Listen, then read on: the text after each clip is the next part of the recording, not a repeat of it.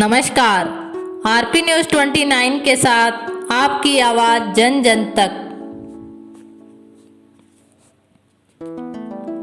इंदिरा गांधी नहर परियोजना के किसानों को 30 जून तक सिंचाई के लिए पानी नहीं मिलेगा।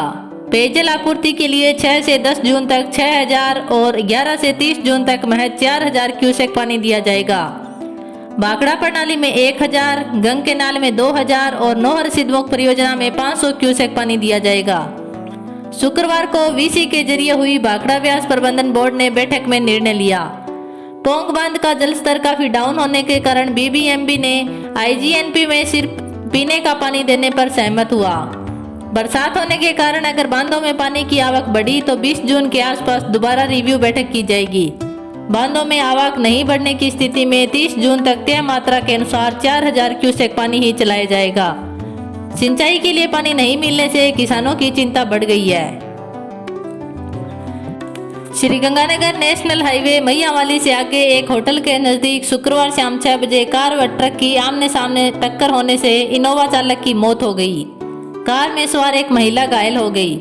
चुनावट पुलिस ने घायल निवासी ततारसर के पर्चा बयान कर ट्रक चालक के खिलाफ तेज गति और लापरवाही से ट्रक चलाकर हादसा करने का मुकदमा दर्ज किया। शव को मोर्चरी में रखवाया गया।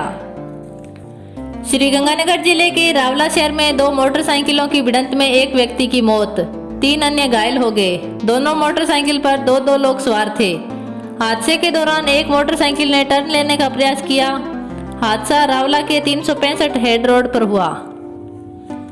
राजस्थान में 3 दिन वीकेंड कर्फ्यू रहने के बाद मंगलवार से प्रदेश भर में बाजार खुलने के साथ एक जिले से दूसरे जिले में निजी वाहनों से आने जाने पर रोक हट जाएगी। प्रदेश में 10 जून के बाद निजी और रोडवेज की बसें शुरू होगी। करीब 1 महीने बाद प्रदेश में पब्लिक ट्रांसपोर्टेशन शुरू होगा। 10 मई को रोडवेज बसें बंद की गई थी। राजस्थान सरकार आने वाले 2 साल में पुलिस कांस्टेबल के 8438 पदों पर भर्ती करेगी। मुख्यमंत्री अशोक गहलोत ने पुलिस कांस्टेबल भर्ती को मंजूरी दे दी। इस साल पुलिस में कांस्टेबल के 4438 खाली पद भरे जाएंगे और 2022-23 में कांस्टेबल के 4000 पदों पर भर्ती निकाली जाएगी। देश के कई राज्यों से वैक्सीन की बर्बादी के कई मामले लगातार सामने आते रहते हैं। इसको लेकर अब प्रधानमंत्री नरेंद्र मोदी ने अपना सख्त रुख अपनाया है। उन्होंने शुक्रवार को देश में कोरोना और वैक्सीन की स्थिति को लेकर हाई लेवल मीटिंग की। इस दौरान उन्होंने अधिकारियों को वैक्सीन की बर्बादी रोकने के सख्त आदेश दिए। पीएम मोदी ने मीटिंग में कहा कि महामारी के इस दौर में हर एक वैक्सीन मायने रखती है। जितनी बर्बादी होगी उसका मतलब होगा उतने लोगों ने अपना डोज गंवा दिया। यही कारण है कि हमें हर एक बर्बादी को रोकना है। देश में अब तक 2 कंपनियां बनाएगी रूसी vaccine. Serum institute of India Covishield के साथ रूस की कोविड स्पुतनिक वी वैक्सीन भी बनाएगी। सूत्रों के मुताबिक देश की ड्रग रेगुलेटरी अथॉरिटी ने शुक्रवार को इसकी मंजूरी दे दी। इसके बाद कंपनी वैक्सीन का टेस्ट और एनालिसिस कर सकेगी। अब तक स्पुतनिक वी को भारत में डॉक्टर रेड्डीज लेबोरेटरीज बना रही थी। भारत में स्पुतनिक वी की 85 करोड़ डोज बनाई जानी है।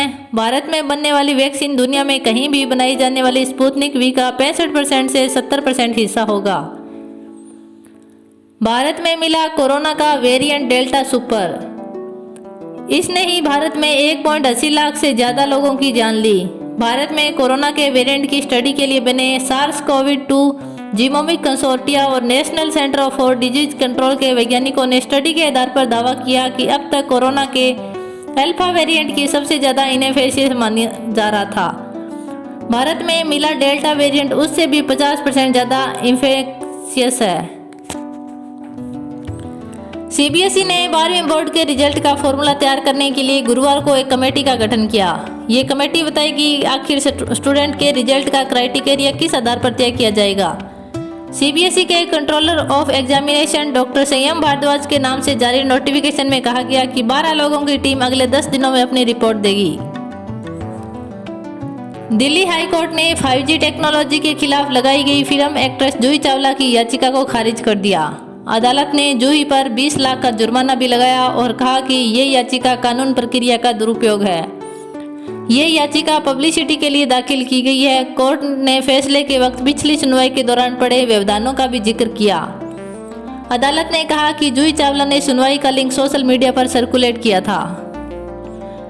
टोक्यो ओलंपिक में अब 49 दिन बचे हैं। इससे पहले इंडियन रेसलिंग को एक और झटका लगा। ओलंपिक कोटा हासिल कर चुके पहलवान सुमित मलिक डोप टेस्ट में फेल हो गए। उन पर कोई प्रतिबंधित पदार्थ लेने का आरोप लगा। यूनाइटेड वर्ल्ड रेसलिंग ने एंटी डोपिंग के नियम का उल्लंघन करने के लिए फिलहाल इस रेसलर को सस्पेंड कर दिया। रेसलिंग फेडरेशन ऑफ इंडिया के असिस्टेंट सेक्रेटरी विनोद तोमर ने इसकी पुष्टि की। सुमित 2018 कॉमनवेल्थ गेम्स में गोल्ड मेडलिस्ट रहे थे। Please like, share and subscribe. धन्यवाद।